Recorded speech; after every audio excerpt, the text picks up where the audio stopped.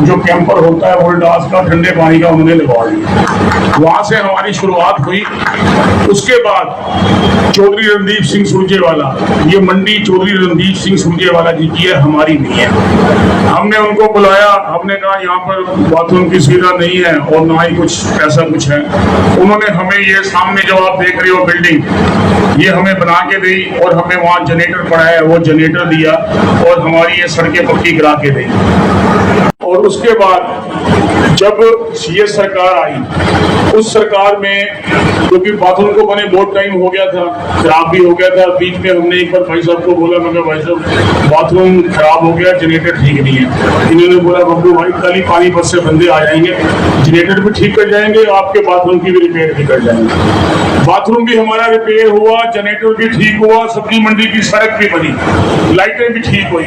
उसके बाद जब ये सरकार आई, हमने इनको बोला भाई बाथरूम तो बन गया है, अब ये पुराना हो चुका है, टूटने वाला, इसको रिपेयर करा दो। मैं 2-3 बार म्यूनिसिपल कमेटी में गया, उनसे पर्सनल मिला, पर उन्होंने हमारा कोई काम नहीं किया। क्यों नहीं किया ये उनको पता।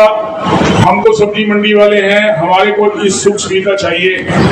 भाई साहब की जब सरकार थी, मैं एक बार और 0% कर बिल्कुल मार्केट फीस खत्म कर दी थी।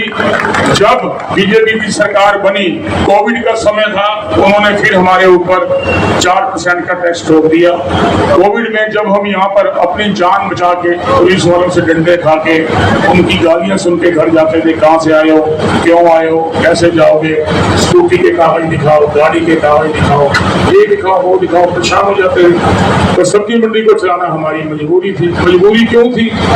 तो शहर है, शहर को चलाना है, फल फ्रूट लोगों ने खाने हैं, सब्जी भी खानी है। तो हमारे को ऑर्डर था। ऑर्डर क्या था? हमारी अपनी थी यूनियन की भी, सब्जी मंडी को चलाओ। सुबह हम चलाते 8:30 बजे बंद कर देते, घर चले जाते।